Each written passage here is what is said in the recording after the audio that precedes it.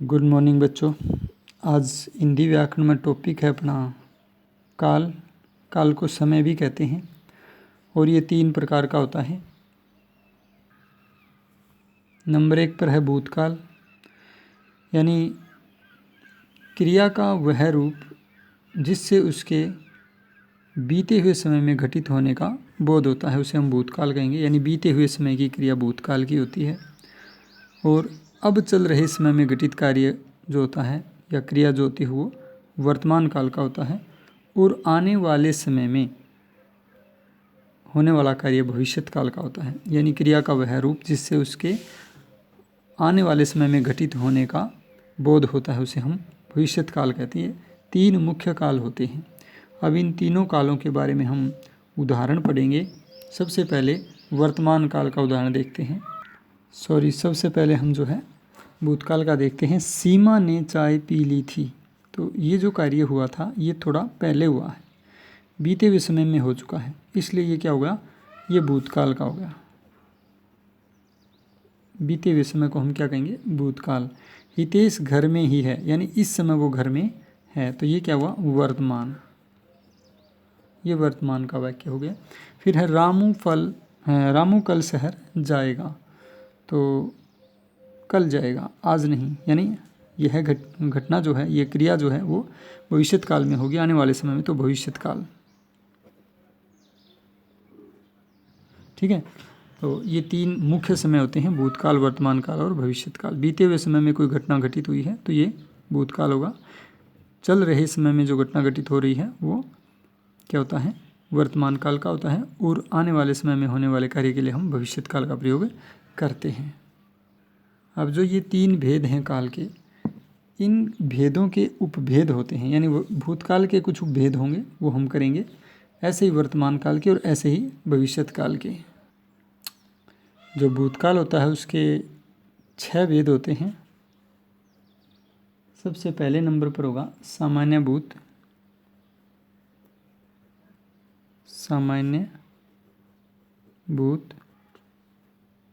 सामान्य भूत हम उसको कहेंगे जिसमें बीते हुए समय में घटित क्रिया के काल का निश्चित समय का बोध न हो, यानी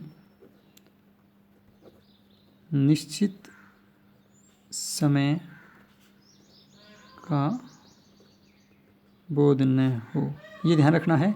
क्रिया भूतकाल की होगी इसलिए भूतकाल का ही ये उपभेद है, लेकिन निश्चित समय नहीं होगा उसके लिए हम भूतकाल कहते हैं। जैसे वह गया,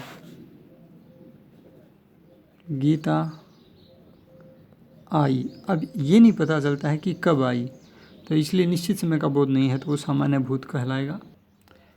आसन्न भूत। आसन्न का मतलब क्या होता है, निकट। यानी भूतकाल की क्रिया तो है लेकिन ये भूत पुराना नहीं है, बल्कि बिल्कुल निकट भूतकाल की क्रिया है। उदाहरण के लिए, मैं भिवानी से लौटा हूँ। वह स्कूल गया है। तो गया, लौटा, ये भूतकाल है, लेकिन जो हेल्पिंग इसकी सहायक क्रिया होती है हूँ, है, इससे ही पता चलता है कि अभी अभी घटित हुआ है, तो इसको हम आसन्न भूत कहेंगे, निकट का भूतकाल। और भूतकाल का तीसरा भेद है अपूर्ण भूत। अपूर्ण का मतलब होता है जो अभी पूर्ण नहीं हुआ है, यानी कि भूतकाल की जो क्रिया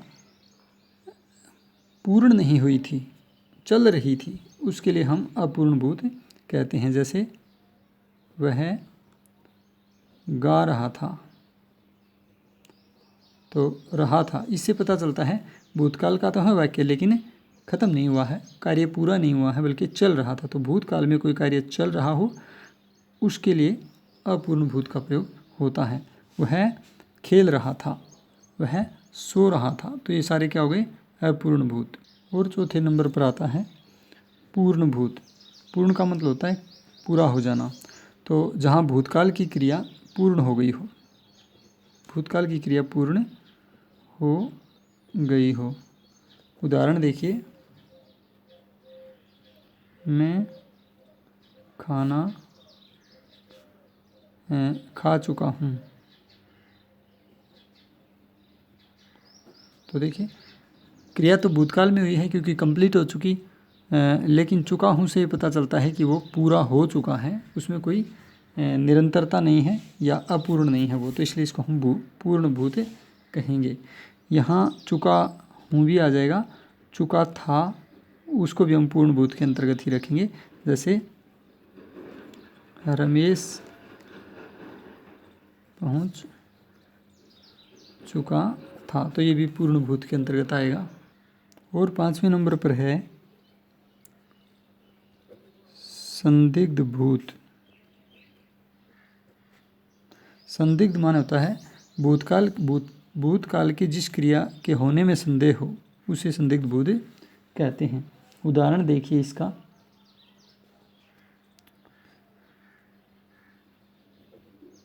दीपू घर चला गया होगा। तो इसके अंदर क्या है, भूतकाल की क्रिया के अंदर संदेह है कि वह हो गई होगी। उसने खाना खा लिया होगा, वह अब तक सो गया होगा। तो इसमें भूतकाल की क्रिया में संदेह है, डाउट है, इसलिए इसको संदिग्ध भूत हम कहते हैं। और 6 नंबर पर है हेतु मद। एक ही शब्द है ये, हेतु मद भूत। हेतु माने होता है कारण बताया जाए, वहाँ पर हेतु मद भूत होता है। एक तरह से हम कह सकते हैं कि क्रिया होने वाली थी भूतकाल में, लेकिन किसी कारण से अटक गई या नहीं हो पाई, तो हाँ भूतकाल की क्रिया के बारे में कोई हेतु बताना होता है। जैसे यदि वह पढ़ता तो परीक्षा में पास हो जाता। तो ये भविष्य के भूतकाल के बारे में बात कही गई है, लेकिन शर्त रखी गई है ये होता तो वो होता। तो ऐसे वाक्यों में क्या होता है, हेतु मद भूत माना जाता है। तो ये 6 भाग थे भूतकाल के। अब हम वर्तमान काल के भागों के बारे में चर्चा करते हैं। वर्तमान काल के 3 ही भेद होते हैं। नंबर 1 सामान्य वर्तमान। सामान्य वर्तमान में क्या होता है, क्रिया का वह रूप जिससे वर्तमान काल में यानी वर्तमान काल की सामान्य स्थिति में कार्य का होना पाया जाए, उसे हम सामान्य वर्तमान कहते हैं। जैसे मान लीजिए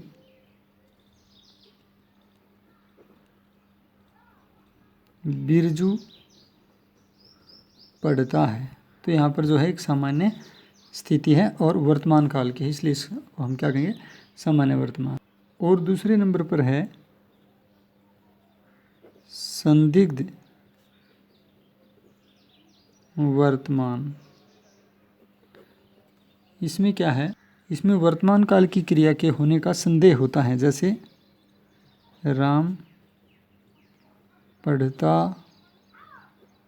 होगा, वह खाना खाता होगा या खा रहा होगा, यानी क्रिया वर्तमान की होगी और संदेह होगी, संदेहपूर्ण होगी, तो वहाँ पर संदिग्ध वर्तमान माना जाता। और तीसरा है अपूर्ण वर्तमान। अपूर्ण वर्तमान काल का वाक्य क्या होता है कि जिसमें वर्तमान काल की क्रिया की अपूर्णता का बोध हो, यानी कि चल रही क्रिया हो वर्तमान काल की। जैसे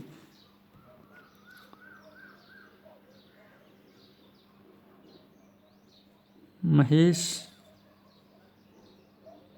पढ़ रहा है, क्रिया वर्तमान काल की है और वो भी कंटिन्यू है, चली हुई है, ख़त्म नहीं हुई है, तो इसको हम क्या कहेंगे, अपूर्ण वर्तमान कहेंगे। तो ये 3 भेद हैं वर्तमान काल के। तीसरे नंबर पर भविष्यत काल को देखिए, इसके भी 3 ही भेद होते हैं। नंबर 1 सामान्य